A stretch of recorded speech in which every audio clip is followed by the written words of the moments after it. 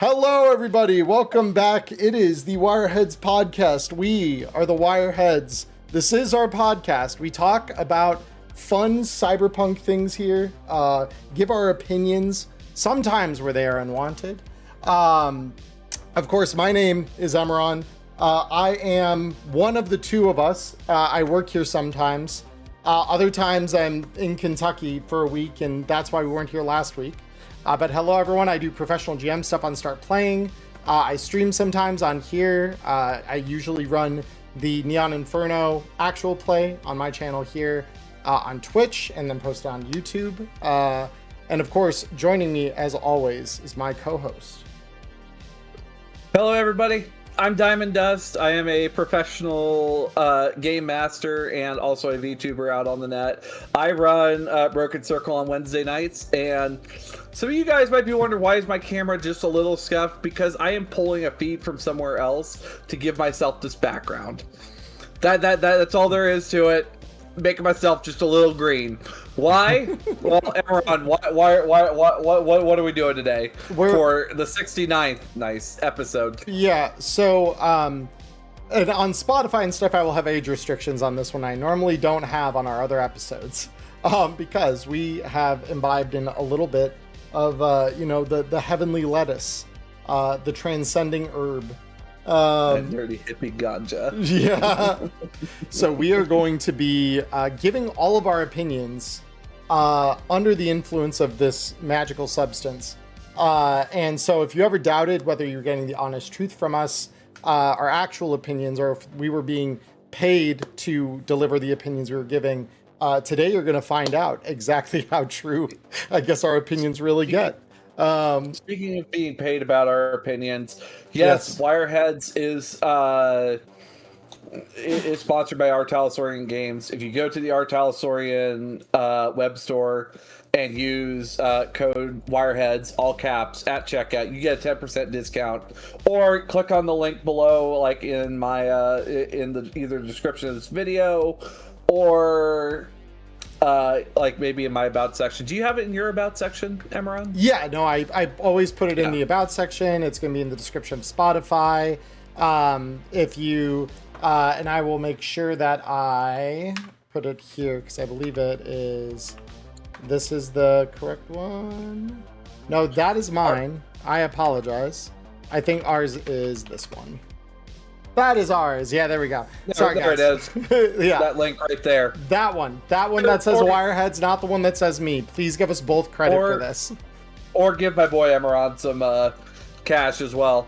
Just make it clear, Artal does not pay us for anything that we have to say. They do not. And yeah, we like to say nice things about them because we've known about them for a really long time, and we are thankful that we get to work as closely as we do with them. So yeah, and this is probably the once in a blue moon that we will be ever imbibing substances on stream. Yeah, this is for the 69th episode. This is the bit, the gimmick, etc. Nice. It's nice. Yeah, I missed that part. This is our 69th episode. So nice. You'll probably hear us saying nice a lot whenever that comes up.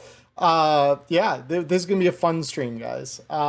So let's, I suppose, talk about what it is. So as those of you who are watching can see over in our little topic box down there, we're going to be doing tier lists. Now, tier lists about what, you might ask? Well, we've got a few. We're going to be doing, I believe, two slightly shorter ones on my half of the episode. We got one really long one on diamonds. Oh, we have three. We're like three for this side, and then because we have four. Let me make sure I got all four of them pulled up. I might need you to resend me one of them, but we'll know when we get there. That'll be the fun, and then I can get that pulled up here. But so we are going to have most of today's episode not in this beautiful Wireheads overlay, but rather looking at a monitor and our personal overlays as well. So yeah. I don't have an overlay for this, and I'll be very honest about that, guys. So let me find, where the heck did the tier lists run off to now? Uh-oh. Why did I lose them? That's not good. Oh, there they are. I was just blind. There we go. Found them. All right, cool. So yeah, we are going to go over to those here in just a moment here. Let me just grab this one. Beautiful. Also, Wait. as said in a lot of content creators' videos about tier lists, these are our opinions. Correct. They are not fact. You Correct. can cancel us if you want over maybe putting something in a different tier than you like, but Well, I wouldn't go that far. Okay, maybe don't cancel us. But don't cancel us. We can have a civilized discussion about these things. I like hearing other people's opinions. They've considered it differently than me usually. But anyway, we are going to go... Yeah, old man shakes fist at sky. This is kind of our opportunity for that. A little of that. But yeah, I'm going to switch us over to the other scene here, Diamond, in 3, 2, 1. All right, guys, so this is my monitor. I will actually go full screen on the tier list as we kind of go through them. And this is my monitor for people on my side. Yeah, so usually when we record these, just because it's easier since I edit them, you probably are going to be getting my view on these tier lists. But if something with that changes, we will, hopefully be going through these together. So might send a strongly worded Discord message. Okay. That's reasonable, Cody. Reasonable. So, without further ado, I guess, we've agreed prior to imbibing substances on kind of what order we want to do these in. So the lead-off one is going to be something of a pace setter, if you will. This is going to kind of give us a baseline for how we feel about maybe some of the other stuff down the line. This might be slightly predictive. So we've got tiers. It wouldn't be a tier list without them. We have S, A, B, D, C, D, and F. And then finally this last one, which I kind of want to talk about first, is game support. This is listed below the others, not because we think these things are bad. It is listed below the others because this is very different. And so it's going to be really, really hard to rate in the context of some of the other stuff, which is more material based for the game in a, like, you're getting stat blocks or you're getting rules or you're getting something like that. These are going to be the things that have like one very narrowly defined or niche purpose at the table. And we think we'll talk about what they are and why we think they're great anyway. I put it put game support at the bottom because it is literally helping hold up the rest of the game. Yeah, these aren't bad things. So, help Emmerron out though. I did kind of get all this stuff put together here in the leading days. So I suppose for starts, is there a certain thing you want to start with here on this list, or would you just go in? Well, I said, I would like. Right. I think let's get the lightning round for the game support out of the way to begin with. And let me know if you disagree with what I'm seeing on here that I believe that to be. But so we first got the Loki's Big Book of Cyberpunk battle maps. They also have a second one of these that I don't think is on the tier list, but this is kind of all encompassing. I just did one because it's all encompassing. Loki battle mats, very cool people. I got to spend some time with them at Gamma, actually, face to face. That was a very fun experience. Very, very cool team over there. So this is one of my favorite things. Those of you who have watched Neon Inferno know that it's one of 3 sources I use for nearly all the maps, which is either something Loki has made out of this book, the digital version of those, Solution, or Cybermats. And those 3 map makers are literally who like make up the Neon Inferno stuff that I do. So with that said, I love this book. It is very useful, especially if you play at a physical table. And if you don't, you play on VTTs instead. They have a VTT pack for this whole book as well. Yes. Very, very good stuff to get. Highly recommend it. But yeah, Diamond, do you have anything you want to add about the Loki books? I mean, for the most part, you did nail it. One the other thing I like with the Big Book of Battle Maps is it is dry erase.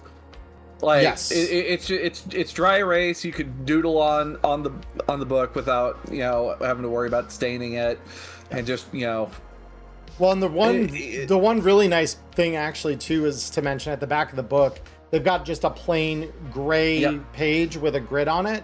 so that you can just draw your own battle map if they're missing one in the book that like doesn't, or one in the book doesn't really fit as close as you need it to like the adventure you're running. They do have that as well. But yeah, having the ability to do dry erase on their book is like very, very, very nice. All right. But yeah, next port item. So the next two that I think we're just going to kind of bring together are the net running and trauma decks. So any of you who have been around the game for a while will probably remember the release of the net running deck. The one that I think some people were less aware of when it got released was the trauma deck. Both of these today are sold as print to order off of drive-thru. Technically, I believe it's drive-thru cards, but I believe they sell them on drive-thru RPG. But it's same company, it's print on demand. They literally print out a deck of cards, send them to you. I have both the original net running deck, which I believe Artel Saurian themselves did release separate from drive-thru, and then I've got the newer updated version that has some errata and stuff like that that they are doing now print on demand. So I believe the print on demand is the only way to get these anymore. Trauma deck has definitely only ever been print on demand. But the idea of these decks is they're built to be supplements so you can build networks. In the case of the net running deck, your net runner can track what programs they've got, whether they've been activated, derezzed, etc. It's a really good physical supplement for what is a pretty complicated system when you're new to the game, at least. Like I love net running, but it is a whole chapter for a reason in the core rulebook. So this is kind of helpful to kind of organize some of that and make it feel less overwhelming, especially if you're like me, like more tactile and like visual. The other thing with this that I do want to comment, and this is maybe one of the few cons about it, this thing only has, I believe, a single file card in it, which is like the only thing that I was like, ooh, I really wish, because there are a lot of networks that I have encountered where you need more than one of those. So that's like the only very slight downside. Most of everything else in here, though, makes perfect sense. And you could easily replace some of this with like index cards or something like that, or just buy a second deck. They're not that expensive, I think. So you could do kind of any of these, all of these. Trauma deck, same thing, but for the critical injuries in the game, wound states. So it's a way to just deal a card to someone rather than having it having them write down the critical injury and all that on their sheet. Because then it'll give them kind of all of the things they're suffering from. And they know exactly how screwed they are, much like my players on a virtual tabletop do. So yeah, Diamond, anything for you to say about these? So I personally haven't had a lot of experience with the net running deck or the trauma deck, just because I don't have those in my library of a lot of things. Partially because it is print on demand from drive-thru. I haven't really done print on demand with them yet. Oh, it's awesome. Yeah, but they do really well.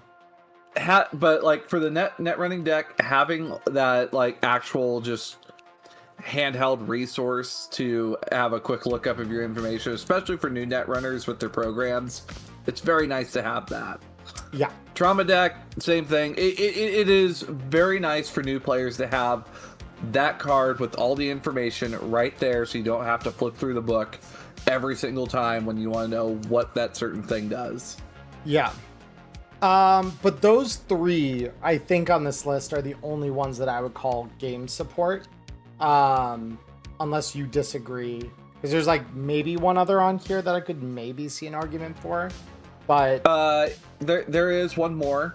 And I only include, unless you feel that this thing could be given a rating, which I'll run with it if you haven't thought of it. The core rule book. No. I think that's okay, actually. I think that's on the table for. Yeah. I think. Okay. All right. I think because part of this is probably going to be the dreaded word that everyone in this community, I feel like, has heard at some point, which is layout. And I think that the core rulebook deserves to be judged on that. But it's got enough to it that I don't feel bad about it. It's the foundation of everything, and I get why you'd want to put it down here to just avoid that issue, but like I think it deserves to get ranked for at least a few things. Yeah. It deserves to get an opinion. It What about the deserves JFK? opinions. Because I've only included it because the JFK was, there before everyone else got there. So I don't think I'm gonna rate that as a game support because it is pre-written adventures. Even if they're fewer in number, there are at least as many in there as there are in like the data pack, for example. So like and I suppose both of us have had some experience with it that we can even look back on those experiences with the Jumpstart kit. Yeah, well, and it's going to get a rating in, like, again, I think we'll kind of cover what we're ranking the rest of this on, or at least in my mind, what I want to. But that one I think deserves to be ranked with the others. And we can kind of explain some of its weirdness away. Because it's not narrow. That's the thing. It does have purpose, but that purpose is become more limited. It's no longer as good as it once was. So with that said, are we ready to proceed? All right. Which looks like first things first, we do have the boxes on there. Do we want to start with the boxes or do we want to start elsewhere? I would say dealer's choice. You pick first, you pick one, I'll pick one. And then we can kind of give our opinions. Let's start with the core book then. Like, let's start off with the book that's required for everything else in this game. All right, let's rip that Band-Aid. Oh yeah. All right, so let's start with your opinion on this. Where would you rank the core rule book when we look at? So here are the factors that I want us to maybe consider at most. Right. Let us consider the layout of that book. Let us consider the cost of the supplement, because there is a range on this list. And then let us also talk about the impact of that thing, right? And then try to like combine those three into like an averaged grade somewhere on this list here. Because for me, I have my opinions on what those would be for those three. So layout, price, and impact essentially, or like usability. So where would you rank the core rulebook on those? Okay, so the core rulebook, if we had to go by this, first things first that I will always advocate for is cost of entry when it comes to tabletop games. Okay. Like, I've always been a hard push for, if you want people to get into your game, they better not be spending $150 on 3 books just to have the core game. Look, I'm not calling anyone out. There's a few of those games that do that. But all I'm saying is just, some sorcerers on the bay happen to be a bit of a fan of monetizing the shit out of their books and just kind of take the EA approach to it, it feels like. But that being said, the core rulebook already gets high marks for the fact that all you need is that book, some paper and pencils, and some dice, and then boom, you have everything you need to play Cyberpunk. So I will always give it high marks there. Sure. Impact, very because good. Because it is $60 for everything you need to play the game without anything else. Yep. Compared to when I was trying to get all the stuff for when I was going to be playing, the most common popular game engine out there, and I was looking at the price, and I was looking at somewhere between $125 to $150 in 2017. Yep. So yeah, it wasn't because I remember doing that for 4th edition D&D when I first started, and that was thankfully most of it came from my mom because she wanted me to get into things, but it was very much like, it was still, I knew how many of those books we got, and each one was at least $30. And I got like the condensed like paperback ones because they had a line of those at the end. Yeah. So the prices for those weren't quite as bad. But I bought a lot of supplements, and I know how much each one of those costs. So yeah, like it still probably ended up having somewhere between $200 and $300 worth of D&D supplements by the time I quit that edition, just because of how many of them are like, wow, this is really good. But none of them were really expanding. They were just giving me the basics, right? Like there was the rule books, there was the GM's guides, there was, you could go on and on. The fact that all of that is condensed in this book, for the most part, there are a few exceptions where I mark it down on because they get included a little later. But most of what you need is in here. There's a couple things you'll be wanting for, though, I think. So I suppose just way I put out a sticky note to help me stay on task. We are judging on impact or content. By content / impact. Yep, layout and price. Yeah, so already price, I have to say price and content and impact already give it some pretty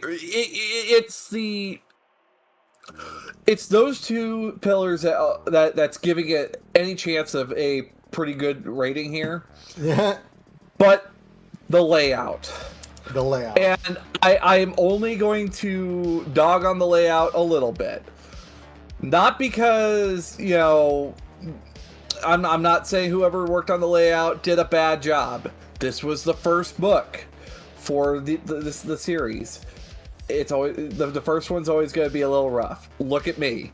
Well, the other thing I know about the core rule book was that it was iterated on heavily. The fact that the Jumpstart Kit and the core rule book are so different in terms of the rules that they use is you could see how greatly things shifted. So yeah, the place where I dog the layout comes from a place of understanding that there were some massive changes in a relatively short period of time. I think it was like a year and a half or so. Like it's not that long. So with layout, it does have some strong spots. It has Friday Night Firefight, net running, trauma team, and like a lot of like the lore kind of all like the current day lore, and also the night market index are all kind of in their neat little spots. I think where it struggles, front half of the book. Well, there's part of the front half, and what I would say is there's also the fact that several things get repeated just a little more than is helpful, and that is where I could have seen other things maybe taking that space that we saw get relegated to later books, and I would have liked to see some of those tools just be part of the core. But yeah, it's ultimately a cool value add would be how I would add tabs to my rulebook. Honestly, I would always, the tabs, if it were my rulebook that I wanted to put together, I would tab the night market and index, like almost without a doubt. I would also, for reasons of completeness, I would probably tab the section at the front during character creation where you can buy your gear, because there is a table there and it has an item on it that is not in the back of the book in the night market index, which is radiation suits. There was a moment where I was convinced by one of my players once that they didn't exist, and I was damn sure that they did, and I'm glad I did not get convinced into believing that. So like those two would be there. Probably I would mark the Friday Night Firefight rules, especially around martial arts. Martial arts and alternate ways to take damage. I refer to those a ton. If I did not have a GM screen, which actually looking at this, we didn't put the GM screen down on here, but that is a supplement. That's fine, because it would have gone in the bottom anyway. Game support. Yeah, it would have gone to the bottom anyway. But if you do not have a GM screen, the other thing I would probably tab in that combat section are your range tables for all of your ranged weapons. And then maybe some of the stuff in the running Cyberpunk section I'd probably tab. So I'd probably put tabs in the section where it talks about how to distribute IP and what your rubrics for those are. And then I would probably put one in also maybe in the Scream Sheets section back there, just so that I have that easily accessible. I think the hard spot for me that really kind of hits it is because it is the core rulebook. It is needed for character generation, and character generation runs you all over that front part of the book. Yes, that it just, I agree. It's not nice. That front quarter is messy because of that. Yeah, no, that is not a great experience. So for that one alone, the best I can give it is a B. As an aggregate, or for that particular thing, like layout? I mean, overall, I would give it a B. Okay. What about you? What are you feeling with this one? I agree with your grade, honestly, because while the layout has its problems, but it's so intermittent. Those problems get to be, it's more of a problem of opportunity and less a problem of, I guess you would say, like, accessibility. The only one that is like a problem of accessibility in my eyes, where the core rulebook is concerned, would be the like we just said, the character creation pages, because they kind of drag you all over the place. That and the use of sidebars to display critical information. Yep. I forgot about because sidebars. You forget about them. Sidebars and how they were used in the core rulebook were not great, because I remembered having a really hard time finding where the item repair rules were, because I knew they existed and they weren't with the tech, and it's because anyone can do it, which is really good, but because it doesn't have its own like concrete section in the text, and it's just off here on a sidebar during the skills chapter, no less. It wasn't great. It wasn't a great spot for it. I would have preferred that being somewhere a little more obvious, or at the very least reprinted later, to kind of make that very explicit, that this is what you do for that. But yeah, that's more where the layout issues bugged me, is like, instead of this, you could have done this. Instead of putting these things in twice, you could have done this once and just referred to this section at the back where all of that is located. It would have saved a little bit of page turning when it comes to, when you're going through your library of all the stuff you're getting, to just have to refer to one section at the back of the book rather than having each of those be kind of woven in there. Just saying, like, this is how much you get, you can refer to these at the back, would have been very helpful. That's where I gripe about layout. But yeah, I cannot argue with the points that the price for this, especially compared to entry products for other tabletop RPGs, is very, very good. And it is genuinely nice to have the bulk of the stuff you need to run the game well in this book. And then like DLCs have kind of filled in the hole. We'll talk about those later. But yes, you had another point. But I mean, all in all, for it being the core book that kicks off the kind of the system that got the Cyberpunk TTRPG back up and moving. Yes. Sorry, Cyberpunk V3. I'm sorry. We've gotten the best of it out of in the DLCs and stuff. We've gotten we've seen V3 make some returns, and we'll hopefully see more come back from V3 that was there. But Red also was kind of the game that got me through. It got both of us through the pandemic, and like most of it was the core book, and then later on Street Stories. Most of it for me was actually the Jumpstart kit, which is the crazy thing.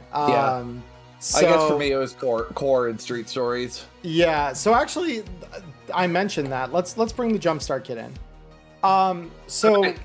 Jumpstart kit used to cost, I believe it was like $30 when I bought a physical copy of it. Yes. Mind you, at the time, Cyberpunk Red's core rulebook did not exist yet. And it would not exist until like the end of that same year. And I was starting to play the game. I thought it was over a year because I thought JSK dropped in 2019. I'm talking when I got it, not the release. Yeah. So, because I got into the game like January of 2020. or February 2020 is when I made my character, and then it would have been like later that same year, probably like maybe April or May of that year. So when I actually bought my own physical copy of it, because until then we were just using Evan's copy of the game to play it, and so we had a lot of fun with this thing when it was new. Nowadays, so the price has gone down. It is not $30 anymore. I believe it. So now you can only get it as a PDF. You cannot get the box set anymore. And this is, I believe, now at a price of, I believe, $7, if I remember right. $7 or $8. And if it's not there all the time, it's there most of the time. Every time I've gone to look back in on it, that's where it's kind of been. Today, the rules are very different for Cyberpunk than they were presented in this product. So as far as rules impact, very little. This is going to be like an F ranking on rules impact, at least in the modern day. Like, when this was the only thing to play, oh my god, it's so much fun. But I would not, if I were new to the game, recommend getting this and learning from it, because you will learn like wrong things that have like straight up changed completely.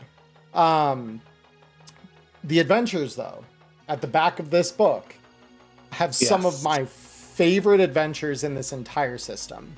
Like, without fail, like Jake, my brother in chat, he can attest. The apartment was our introduction to this whole thing. The Definitely Not Kansas mission like left impacts on us in ways that I cannot properly articulate. Even back then we had it wasn't in the box or with this kit specifically, but Red Chrome Cargo dropped as an extra screen sheet that you could run with the Jumpstart kit. And then later it was updated to the core rulebook. But that to date is still one of my absolute favorite adventures. It is so good. It is so simple and good. And the Jumpstart kit is what kind of gave us all of those things. So from that side of impact, it is incredibly good. And for like $7 or $8, it starts to be pretty valuable. Like price wise, impact wise. And then in terms of the layout, the screen sheets aren't that different now. And that's really what you'd be buying this for. The layout of the books is fine. It's pretty prototypical. It's like a prototype version of what we would see in the core rulebook. It is a bit different. Some of the fonts are different. Some of the way they lay boxes out and stuff is different. But it is cool to kind of see like this is where we started, and then to look at the more recent books like the new interface books, or like Tales of the Red Forlorn Hope, or Hope Reborn rather. This is like you can just see kind of how it's advanced over time in terms of like the way they do things, the way they lay the books out, like all of that is kind of cool to have and see the transition. So for me personally, if I were putting this on a tier in terms of stuff to get, I'd probably say like C tier. It's not as good or necessary as a lot of the other things we'll talk about on this list. But it is an important piece of Cyberpunk history where the current system is concerned. And it's got some things to offer you still today, because we have the Jumpstart Kit conversion guide, which we will actually talk about in a later tier list. So so that's where I would put it, as like C tier. What about you? So another entry point for the time, with C tier, I think that's pretty fair, because you are buying screen sheets, and I mean you get some maps and you get the token. Like if you got the box, even the PDF has cut out versions of those. Yeah. So if you do want some tokens, maps, and stuff, this is almost like a mini data pack now, which is fine. Like there's really no problem. Oh, that's why I forgot to throw in there the data pack. Yeah, we did forget. It's so unforgettable. God damn it. Well, actually, wait a minute. We have technology. One sec. Fair. I can add the data pack while we're doing this, but we're doing it live. I suppose the next one that I did want to bring up though is Easy Mode, which came out for free RPG Day. What, 2024? Oh no, it was like or was that 2023? 2023 at least. No, it might have even been 2022. Because I remember getting my first copy of this, like an actual physical copy of this, at Gen Con 2023. And by then, it had been out, I think it had been out for over a year. I'm pretty sure it was 2022. This is where I get to feel a little old. But no, Easy Mode's been around for a hot minute. I believe it came out just before Black Chrome, if I'm not mistaken. I'm 90% sure that that's accurate. Either that or it came out just before Tales of the Red Street Stories. But yeah, it was early enough on that when that came out, and I was like, oh damn, I don't know where Free RPG Day is near me. Shit, I can't get a copy. And then I could get a physical copy. I was so excited to get my hands on it. And now I realize we give this out at every convention, basically. So, like, I have held in my hand boxes of these things and restocked them repeatedly during conventions. So, like, I still am so happy I have my physical copy. I love having physicals of everything I own for both this RPG and others. But that is something where now I'm like, okay, cool. Like, these are very accessible. They're very easy to get your hands on. If you know where to look. So, as far as easy mode, price is free. So that's S tier right off the rip, right? Like, all right. If you refresh, you should see Data Pack join as well. But yeah, like free right off the rip. And for the most part, it has a lot of the rules you need to be familiar with for it does a really good introduction to basic combat with like 3 of the most popular weapon choices. Yeah. So already, like from a GM perspective of new people coming in, you have all that like have them coming in on a basic understanding of combat and how checks do work. Yeah. And also it's got a pretty solid entry adventure for new people to come in on. Well, and the one thing it does that they also kind of kept in the Edge Runners mission kit was that they simplified most of the roll abilities to a single thing. So you didn't have, so none of the ones with really complicated roll abilities like the Netrunner are part of this. But the ones that are there, like the tech, instead of it, you know, getting all the rules for Maker, instead you get a +4, I think it is, to your electronic security tech, which is like, yes, that's pretty good, especially given that you're contextualizing that usually against the adventure that you're running. So yeah, they simplify that. The solo, I think, is just +4 to initiative. Let me think who else we got. We got the media. Rocker right? Boy. Oh no, it was media. Media gets a bonus. I don't think media's not in either of those. No, MedTech was in it. MedTech, yeah. So it's Rocker, MedTech. Oh, Nomad was, I think, the other one. Yes. Yeah, that's I'm 90% sure that's true. Yeah. Bottom line, easy mode. Pay, like, in terms of like how much it costs, you pay nothing for this one. If you download it for free on DriveThruRPG, or you get it for free at a convention from Artal, or one thing that's really cool with this one is DriveThru will actually print to deliver you this, and you basically just pay for the shipping. So like, even if it's not free, it's effectively as free as you get, right? For ordering something online.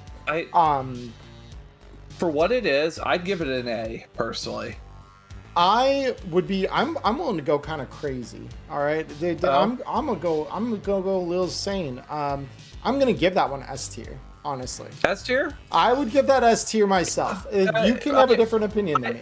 But yeah. Well, I mean, I wasn't sure if we'd put it all the way up to S tier, but like it all around, it was a very solid release. So yeah, I'd say A to S is a good place for it, because the reason I'm putting it at S is because the cost is very good, right?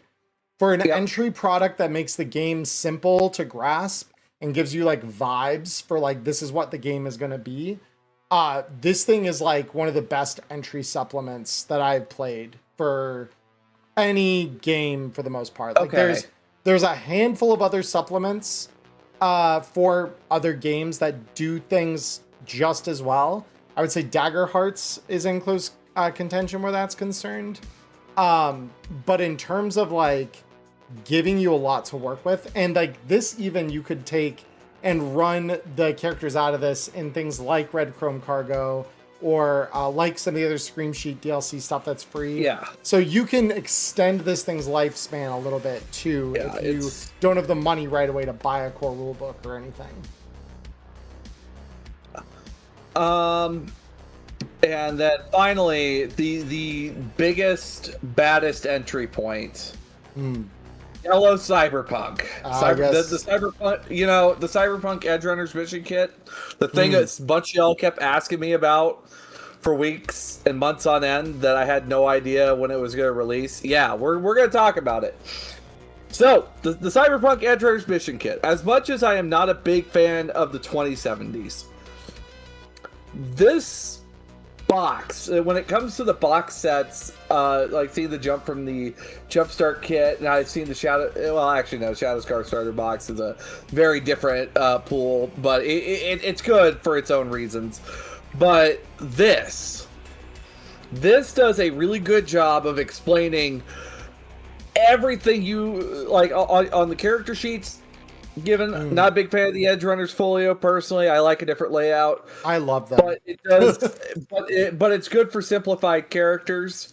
I just like I like having a little bit more detailed like body maps when it comes to my character sheets. But when it comes to like implementing the time of the 70s. It does a really good job of introducing the era to players that are either really new or others that might be, coming from 2077, but also really kind of hitting anybody that's like coming in hot thinking, oh yeah, I would be like me, and just like, hold on there. Yeah. Like, it does a really good job of bringing players into Edgerunner level, not whatever the fuck V was. Yeah, V or David were, because both of them definitely were like demigods in their own right. They're legends. So I mean, as far as cost of entry, I believe the PDF version of this thing is $15, which is really cheap for what this is. Like, this is a full-fledged entry point to the game. The micro campaign that they have in here, which is it's one job, but it is like it'll take you 3 or 4 sessions to clear it. Yep. Which is the jacket is like a phenomenal adventure. It's really, really, really well done. Edgerunner's Handbook does a really good job. It's written by a lot of it's written by Mike Pondsmith himself, talking about the setting in the 2070s and how to immerse yourself into it. Right. Well, and then how we got here. So like, there's something for the lore nuts. There's something for like the role players. There's a lot of good stuff in that I agree with. So for price, because I think the physicals of this one, they are in stock. They've been out of stock 35. For a while. I think, they're 35. Still a good price, honestly, for a starter box. That's a good price. 15 for a PDF version of it, incredibly good. But the physical is like, that's pretty much, it's on par for the most part with a lot of the starter boxes I've seen. But it's very good. There's a lot in there for that. You get dice, you get character standees, you get all the rule books you need. So pretty good package. What'd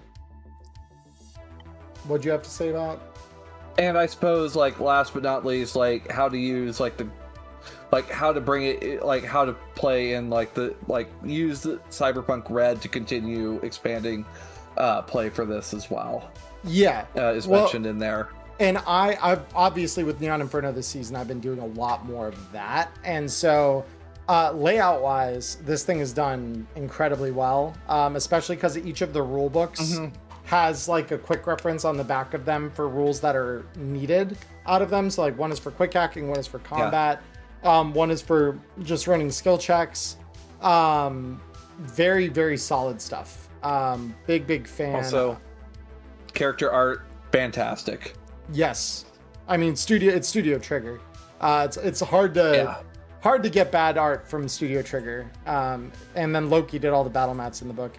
And this is where I'm like, I think you and I might have split opinions here on what we think this should be. Well, I know, bold coming from me, I think it's an S tier. Oh shit! All right, no, we don't disagree then. Yeah, it's S tier. I will admit, I will say this: I am not a fan of the 70s. I'm not a big fan of look at someone, make them shit their pants, but I will say it is a fantastic entry point for getting people into the Cyberpunk Red engine.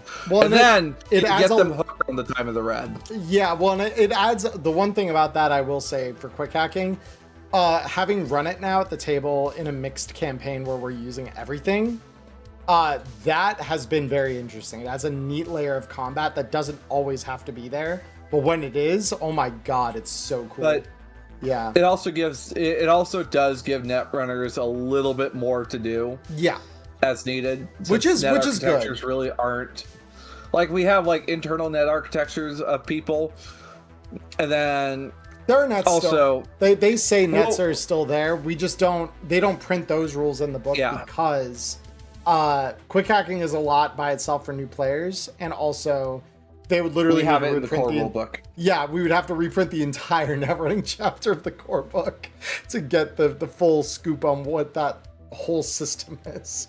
So yeah, no, they did it for a good reason. But yeah. So where to next? Where to next? Indeed, I think this. I want to talk about the one that LCC in chat earlier called this out pretty correctly. There is one here that I was like, arguably, you could say that this is game support. To that, I say single player mode. No, it's not game support. And I agree. There could be an argument, and that's why I want to make sure we're thinking the same where this one's concerned.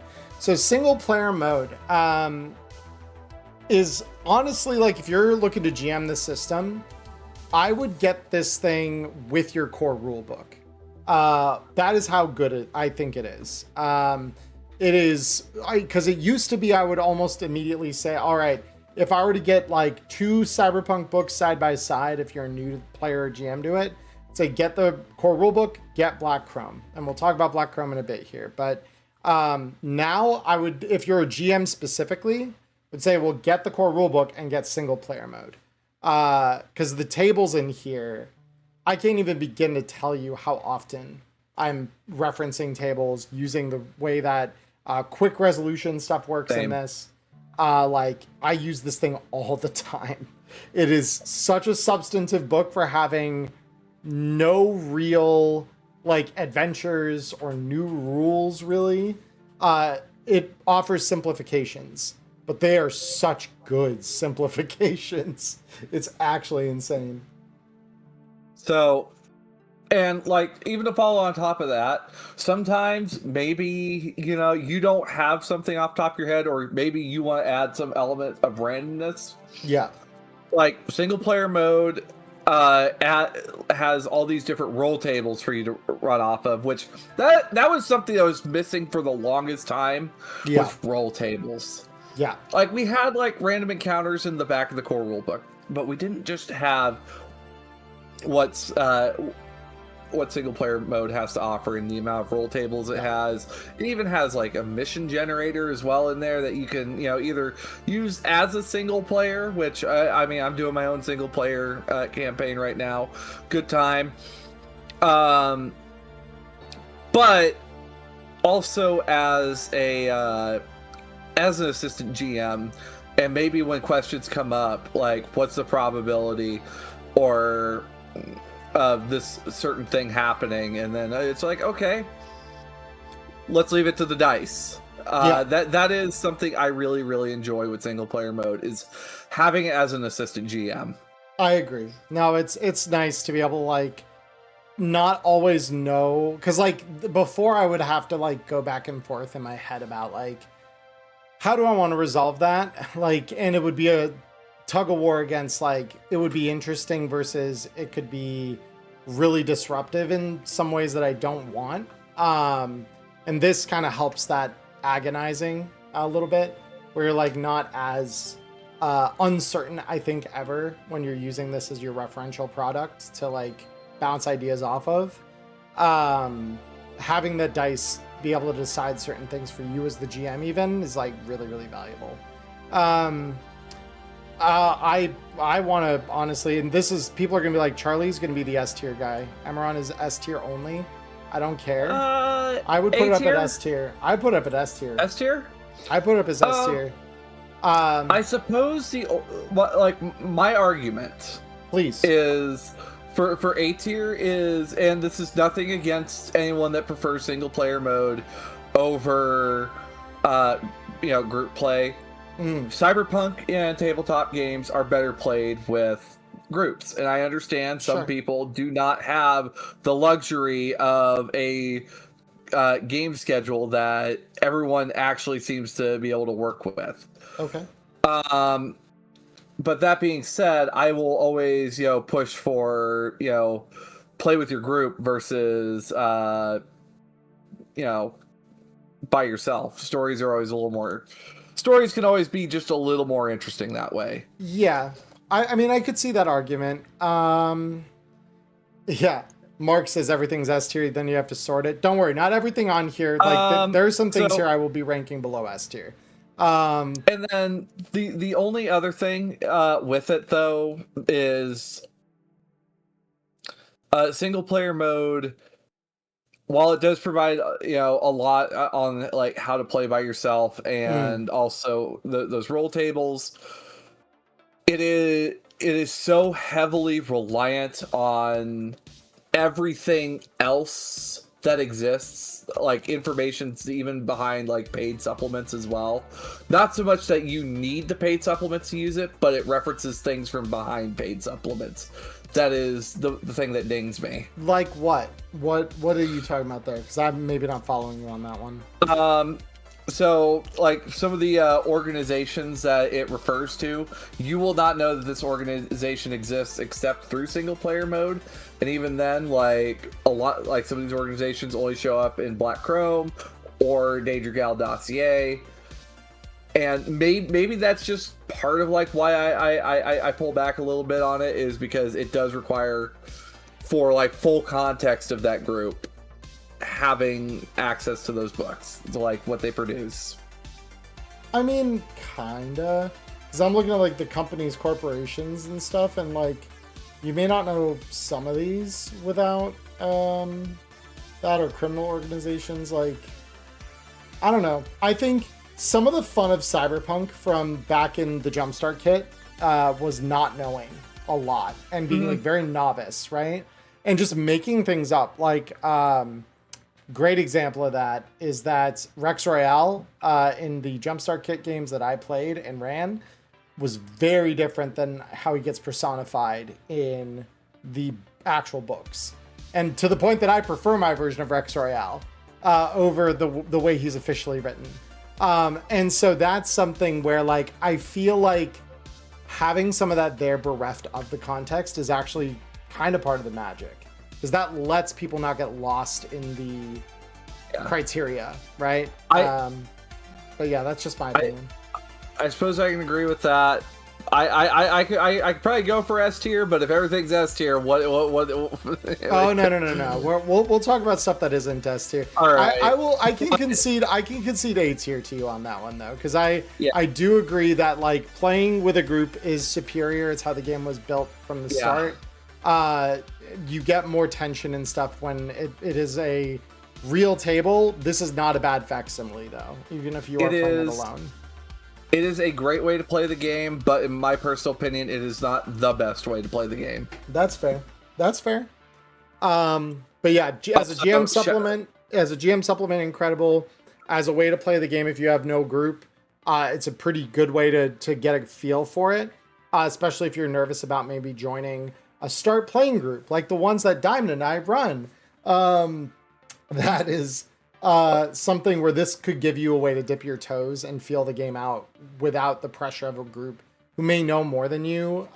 And I tried not to make that matter at my table. Like, I definitely do my best, as I know Diamond does as well, where like we both want to foster a good learning community for the game, but we do understand as well that that doesn't totally fix the problem where you feel like, oh, everyone knows so much more than me. This is a way to start learning, so you don't feel that sense of overwhelm. Shout out to Peter and of Holopod Solo Saga. Yep. Great book. Great book. Real good book. All right. So what's our next one here? That's your call. What are we doing next? How about we go for one of my favorites? I wouldn't say it's S tier, but one of my favorites. Costs only $40, and you get 9 whole adventures out of it. Yes, it is Tales of the Red Street Stories. Love this. It's kind of also the book that kind of brought Diamond to, you know, the character to where she is now. But Tales of the Red Street Stories. The only reason there's a few reasons it is not an S tier book. And I will get to that in a moment. But layout, I mean, campaign books are pretty easy to lay out, I'd say. I would still say this one has some parts of its layout that suffer. Yeah. It does.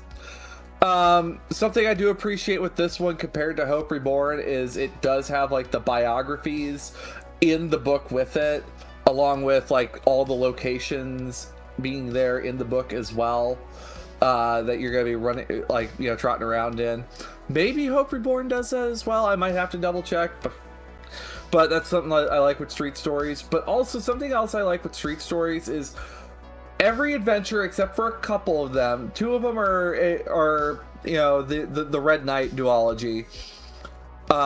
Every adventure offers something different, and from what I've seen, really causes different play styles to shine if you play through it as a campaign. You have ones that are great for the combat oriented, such as let's see, haven't got a stitch to wear. I'd say like combat oriented, staying vigilant. I mean, the Red Knight duology, of course, and Reaping the Reaper. There's a lot of great different combats there. There's some investigative stories in there, such as Drummer and the Whale, and also Night at the Opera. But then also something that my players really like, and personally I love it a lot. It's more of it's kind of slice of life compared to some of the others. Almost, well, kind of slice of life, but this is a rare opportunity in Night City. It's a bucket full of popcorn flavored kibble. We'll talk more about these specific adventures between different in the next list. Yeah, but I would say as an overall book, because my opinion is this: there are some of the adventures in here that are really, really well put together, well executed. Yes. Then there are others that don't they don't feel like they are well put together in certain places, or they weren't well considered in certain places. The thing that I will say repeatedly, Night at the Opera, as good an adventure as it is, as a whole, there's some things that you need to do as a GM to really massage that adventure and get it to make sense. Yeah. There will be some scenes and beats you feel like maybe are missing. For example, like if you're investigating the missing person you're after in that adventure, if you're investigating their dorm room, there's no beat for that. I know I've had to run that beat several times though, because that's just like, like that's one of the first places you'd probably think to look.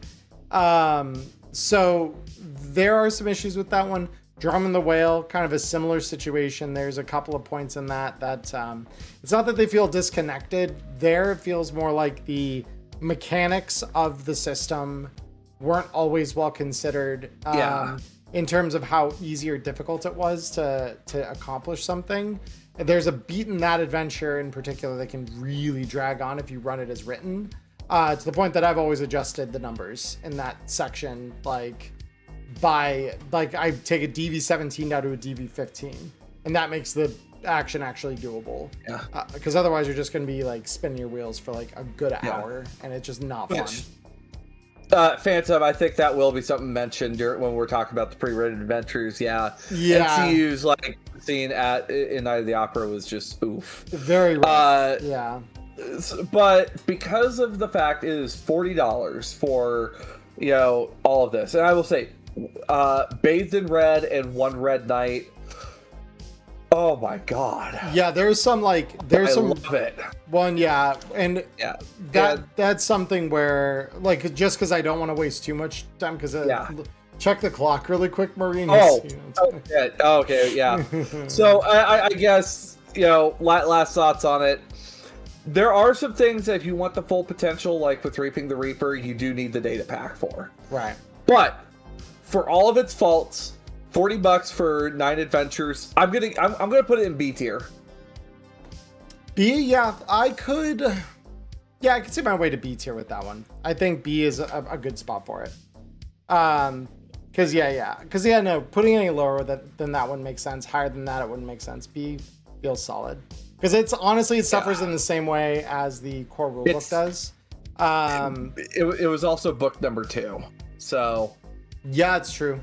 I always forget that this was like the first real book after, because I think we may have gotten Interface. Yeah, we did get Interface 1 before it. Interface 1, yeah.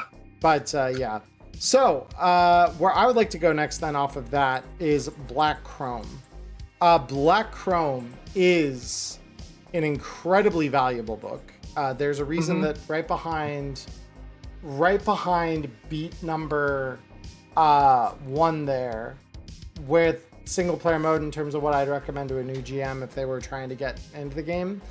Black Chrome is, if you're a player, this is still my first recommendation for a supplement that you get after the core book, because of just how much is in there. There is, all kinds of armor, weapons, there's vehicles, there's the economics rules at the back is like 20 pages that are worth the whole price of the book in my mind. There's a lot in this book that you get in a pretty compact relative to what it is package. Markets. My only ding is those some of those economic rules should have been in Black Chrome Plus. That is my only ding. I agree. I agree. This is why I would give Black Chrome a solid A, right along single player mode. Sounds about right. Yeah, it's a very, very important supplement to get. I would say it is one of those things that is like nearly essential. The main thing holding it back is that some of the things that were in it should have been in the core rulebook, so it's more the core rulebook holding this book back. But I still think of it as incredibly important. Not essential. That's why it's not S tier, but absolutely a very important book to get. All right. So the next one I think I want to talk about, I think we're going to save the interfaces for their own little lightning round. Let's talk about the other kind of rule heavy book here, I guess, which is Danger Gal Dossier. I'm not gonna, whoops, I wanted to put it back down here. I don't want it up there yet. So Danger Gal Dossier. Diamond, what are your thoughts on this lovely little book? So $40 for a bunch of multiple factions, and for anyone that might be wondering, it is almost like it is basically a collaboration, mainly of Artal's work with Monster Fight Club's artwork of the miniatures. That we get a whole bunch of lore on various factions and some of the important folks of those factions as well. We also start seeing boss enemies, or like actual noted boss enemies show up. Yeah. We have them show up in Street Stories, but they're never noted as boss. Right. So we start seeing that, along with also a really solid adventure. I would say would be, not gonna lie, I don't know if I would say The Incident is an entry adventure. We'll talk about it when pre-written adventures there. But it's a pretty good, you're in the weeds type of adventure. But finally, the gold nugget in this one, and I understand why they put it here, is the fucking NPC creation rules. Yeah. given we had the stat blocks in the core rulebook that we could use in general, it's nice to have this, where we can create everything from just, you know, your standard mook all the way up to a hardened boss level character. Yes. And how they're and how many points, like what's the math for them? Right. Yeah. And that is like the main thing here that I'm like, all the pre-made stat blocks, incredible, especially for things like the Maelstrom and the Tiger Claws, where you get like their like regular mook enemy kind of mini blocks. Very, very, very cool. The mission at the back is honestly pretty solid too. It gives you a couple Arasaka stat blocks to throw into things. Oh yeah. Very, very cool. Yeah, I think this one is similar to Black Chrome. I think I would put this in A tier because it's got a lot of really important things. Corgo brought up one last thing I forgot about. Also showing all the things you can tech up. Oh, yes. Yeah, no, it was very much a gives players and GMs permission to do some crazy things kind of thing by inadvertently doing that. I agree with that completely, Corgo. Yeah, that's... I would say a solid A tier for all people around on that one. Yeah. Because I think like the only real thing I would say kind of holds this one back is that several of the factions feel underdeveloped in the sense that like there should be more stat blocks, which I think kind of gets remedied by some of the DLCs we've gotten since then, but it's been a while since this one came out. So like, yeah, for its time even, I would have said that there are several of the factions in there that feel like they were afterthoughts in a way. And I get some of that was maybe restrained by what Monster Fight Club had available as art and for their little molds and stuff. But like, I didn't dig that. And overall, that would be like my one complaint. And again, this is a case of, I think, some of that mook creation guidelines and stuff like that should have been in the core book or released as like a DLC, in my opinion, because I think this book is valuable even without that being in there. I feel like that's a tool everyone should know the math on how that works. So yeah, that would be the one reason why I'm like, I kind of hold that back at A tier. But yeah, still very important book. So yeah, where do you want to go from here, Diamond? Oh, of course, Tales of the Red Hope Reborn. I'll just front up say it. This one, I'm going to just say, if you have a good reason for maybe a lower one, this is an S tier. This is a campaign book, like their first full campaign book that they've done from cover to cover, where like I've read through other campaign books. They do a good job of, you know, crossing their T's, dotting their I's, and zipping up every little plot thread leading all the way up into the next adventure, but then making note to the GMs, hey, this is something you can use later. They don't put stuff in there that doesn't seem to have a reason to be there. Yes. Every single adventure that was written was well thought out. We'll talk more about that on the next list, but I want to put it S tier because it is a great campaign for any new GMs that might need some help with their first campaign. But also on top of that, it does a really good job of just taking you through all the various styles of play, including an actual heist.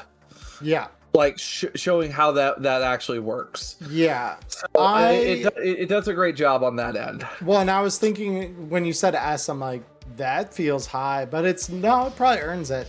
Because yeah, for 40, it's like another $40 book. But there's a couple of things conceptually that this introduced that I feel like when I saw them, I'm like, that's so incredibly simple, but why the hell didn't I think of that? Which are like the little quarter page mini stat blocks that work with combat numbers. Those are incredible just conceptually, because then you suddenly realize as a GM, you're like, wait a minute, I could just literally write the same information down on like an index card and like just run that at my table, and it simplifies me needing to write like a full attribute stat block out for every single mook I want to run. That is an incredible innovation.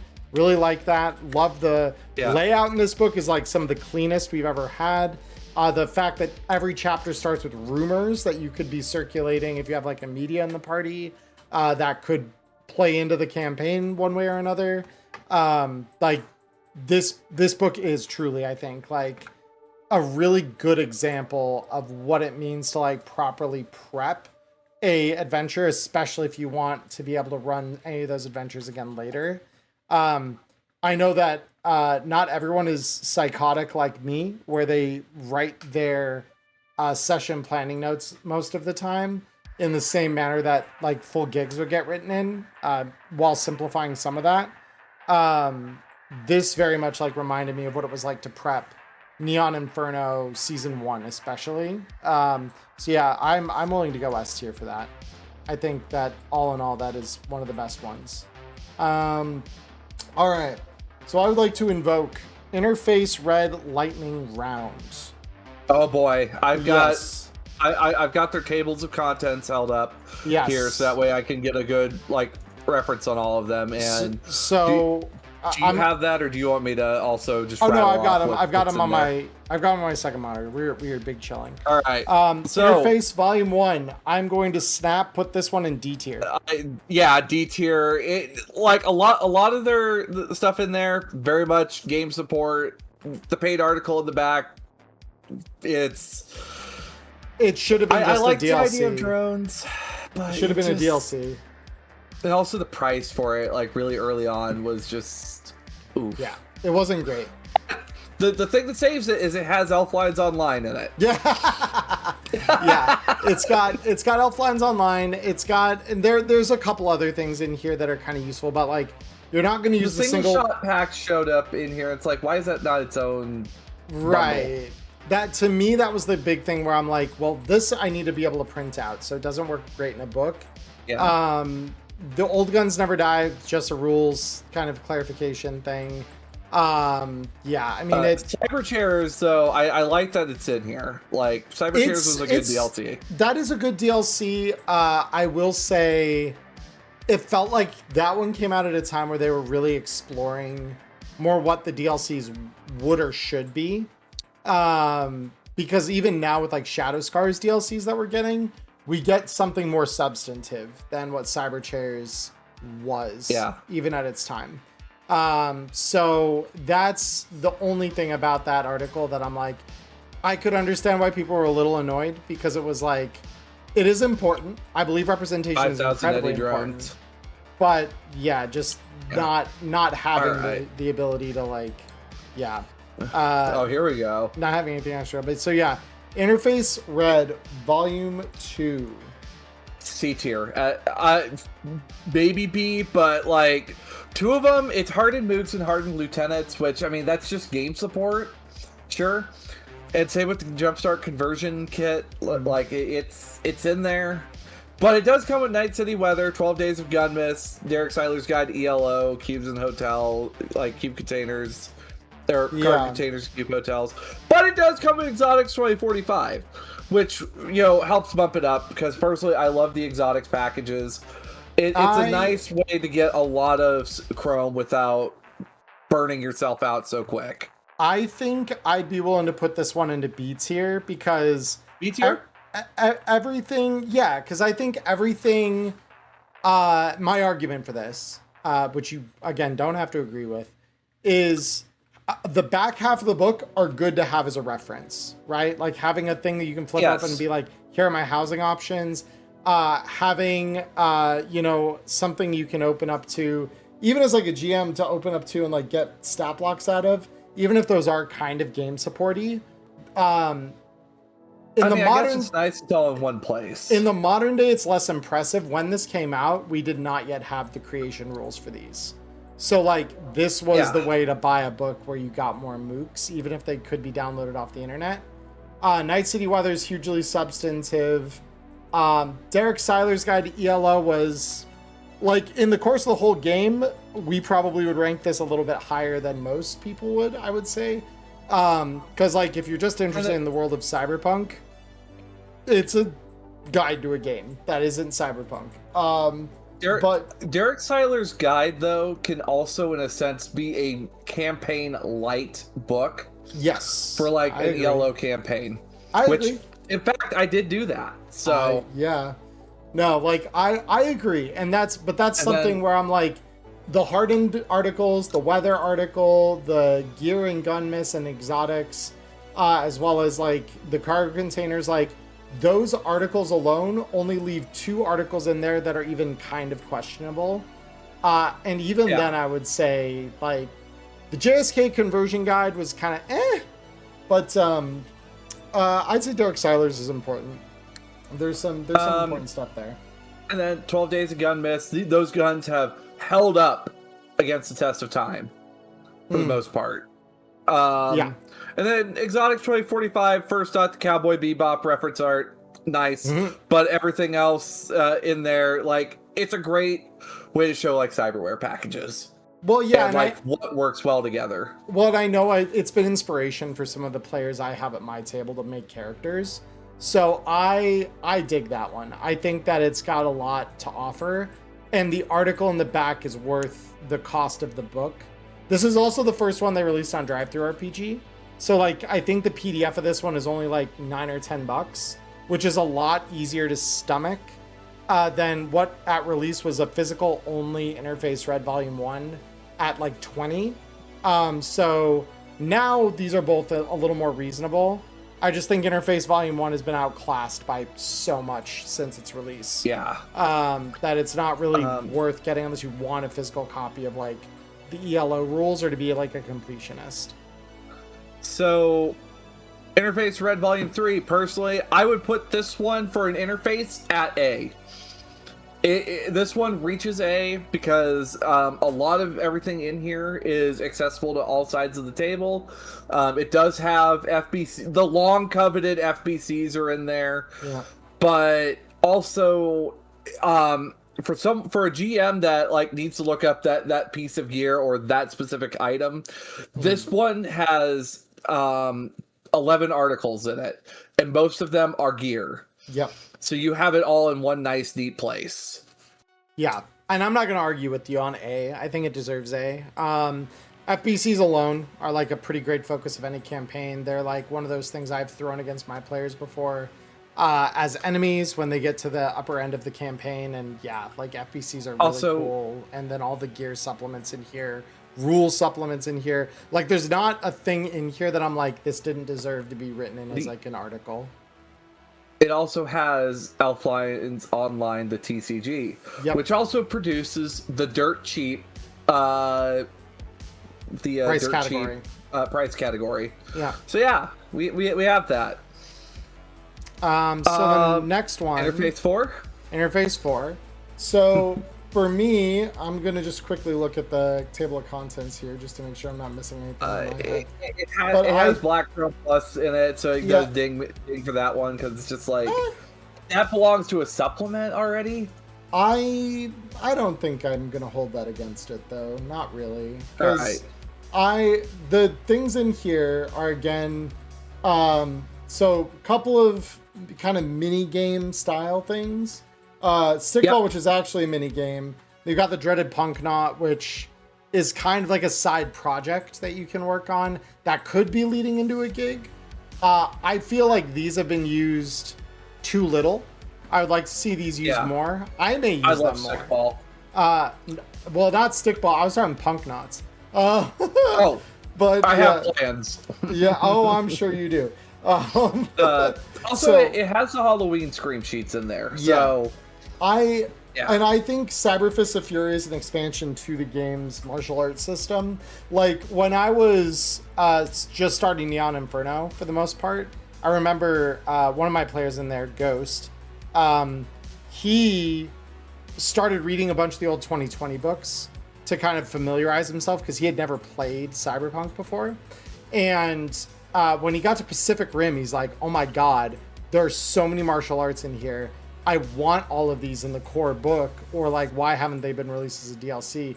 So when this came out, first of all, when we got notified, hey guys, there's a playtest forming for this, he was one of my guys I contacted. I'm like, Ghost, can you sign an NDA for me? Because I would like you to try something. And the moment he did, I'm like, all right, brother, so this is what we're going to be doing. And he's like, holy shit, we're getting Pac Rim and fucking Cyberpunk Red. I'm like, yeah. So, yeah. I want to say, because of like what kind of substance this one does add to the game with expanded martial arts, A tier? I would say A, yeah. It's A tier? It's hard to rate it anything lower than that for that alone. Even the Black Chrome Plus stuff is useful to have in writing. Because again, that's more of a Gears supplement. It is probably the one, other than like single player plus, I would say it is the plus article that is the most applicable to the broader game beyond its supplement. Whereas the other ones we've gotten since have mostly needed their supplement to really be worth anything. That and like single player plus both do pretty well at standing alone. All right. So this brings us to the final interface, the most recent interface Red Volume 5.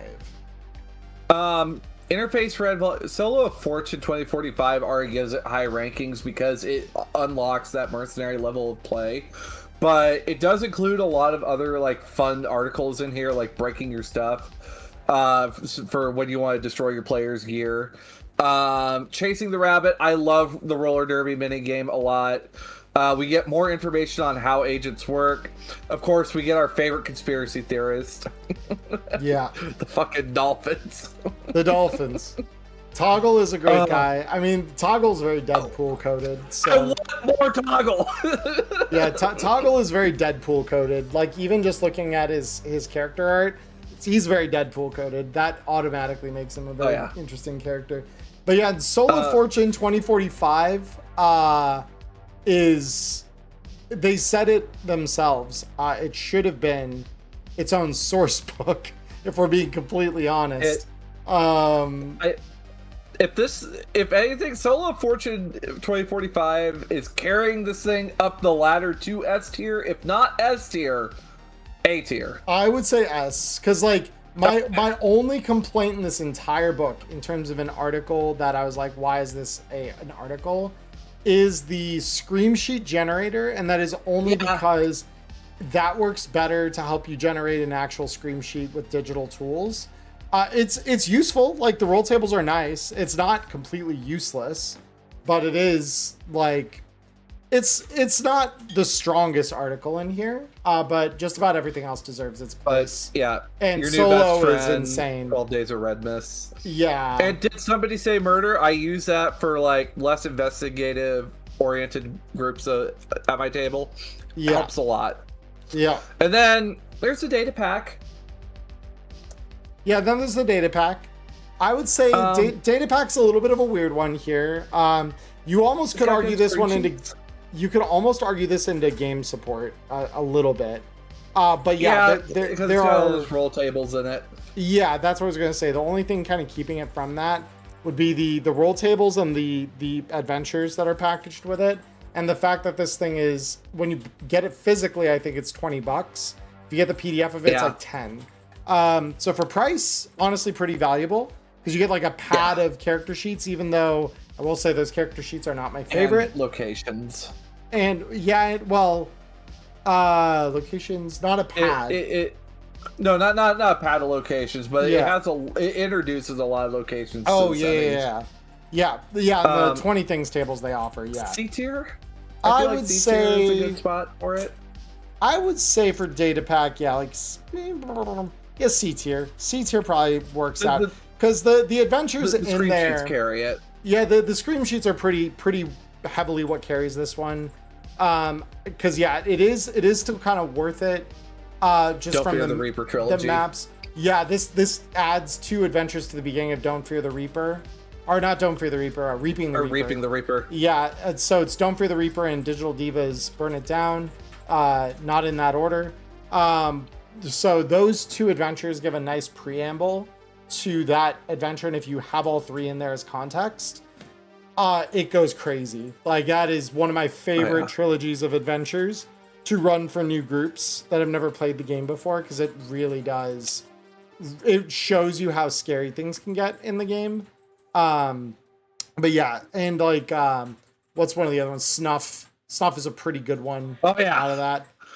Thrill Kill is fun. Thrill Kill is a lot of fun.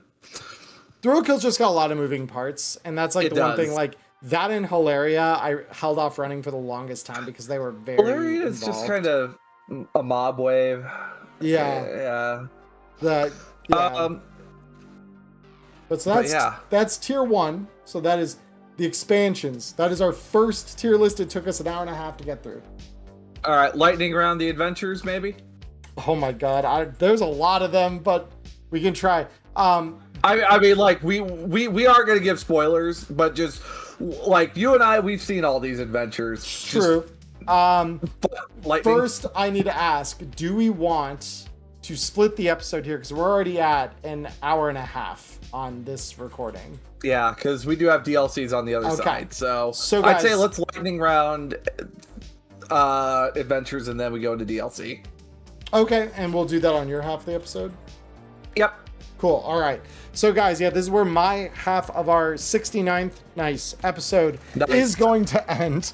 So if you guys are watching this on YouTube, there is a link in the description below that will take you over to Diamond's channel to watch her half of this week's episode, where we have some more tier lists, and we'll give some more opinions. But if you're watching this on Spotify, hang on. We'll be right back. Same to you guys on Twitch. So until we see each other next time, guys, I hope all of you have a wonderful morning, evening, or afternoon wherever you're in the world. Stay healthy, stay safe. Until we see each other again. Peace. Bye-bye.